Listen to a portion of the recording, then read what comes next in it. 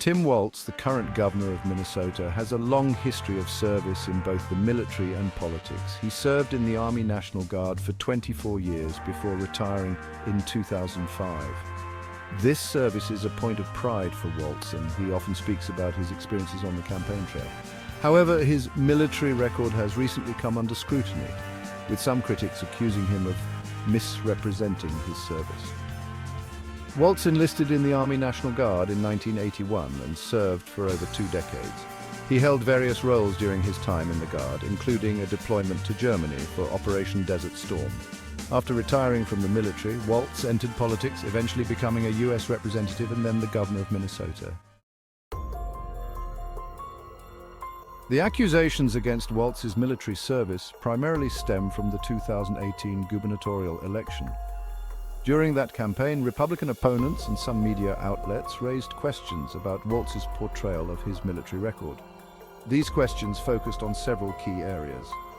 One was the level of Walz's involvement in Operation Desert Storm. While Walz was deployed to Germany during the conflict, some critics alleged that he overstated his role and the dangers he faced.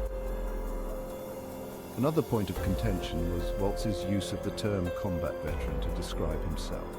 Walz never saw combat in a traditional sense, and critics argued that this language was misleading.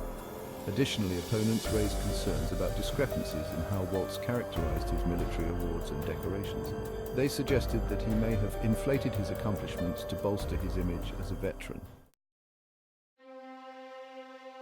The accusations against Walz reached a fever pitch when a group of Republican veterans sent a letter to the Minnesota Campaign Finance and Public Disclosure Board. This letter, signed by 15 individuals, formally requested an investigation into Walz's portrayal of his military service. The signatories, who included former military officers and enlisted personnel, expressed concern that Walz was misrepresenting his record for political gain. They argued that his actions amounted to stolen valor, a term used to describe the act of falsely claiming military achievements or service. The letter ignited a firestorm of controversy, with some defending Walz's record and others calling for his resignation. It also brought the issue of stolen valor to the forefront of the election, forcing voters to grapple with the complexities of military service and its representation in politics. Faced with mounting accusations, Walz vehemently denied any wrongdoing and defended his military record. He acknowledged that he had never seen direct combat, but maintained that his deployment to Germany during Operation Desert Storm was a significant contribution to the war effort. Walz emphasized the importance of all military roles, regardless of whether they involved direct combat. He argued that his service in a support role was just as valid as those who served on the front lines. In response to the accusations of stolen valor, Walz expressed outrage and condemned any attempt to diminish the service of veterans. He argued that his record was a matter of public knowledge and that he had always been transparent about his experiences in the military.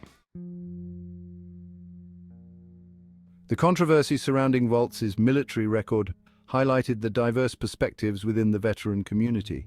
While some veterans echoed the accusations of misrepresentation, others came to Walz's defense. Those who supported Walz argued that his service, though not in direct combat, was still valuable and deserving of respect. They emphasized the importance of recognizing the contributions of all service members, regardless of their specific roles. Furthermore, they suggested that the accusations against Walz were politically motivated and intended to damage his reputation. On the other hand, some veterans felt that Walz's use of the term combat veteran was inappropriate and potentially misleading. They argued that this language should be reserved for those who experienced direct combat, and that using it more loosely could diminish the sacrifices made by those who served in combat zones. The controversy surrounding Tim Walz's military service underscores the critical importance of accuracy and transparency regarding military records in public life. When individuals hold public office, their backgrounds, including their military service, become subject to public scrutiny. This scrutiny is essential to ensure that those in positions of power are truthful and trustworthy. Misrepresenting military service, even unintentionally, can erode public trust and damage the reputation of both the individual and the institutions they represent. The accusations against Walz, whether true or not, serve as a reminder that public figures must be held accountable for their words and actions. The controversy also highlights the need for a nuanced understanding of military service. Not all service is equal, and it's crucial to recognize the different experiences and sacrifices made by those who serve in various capacities.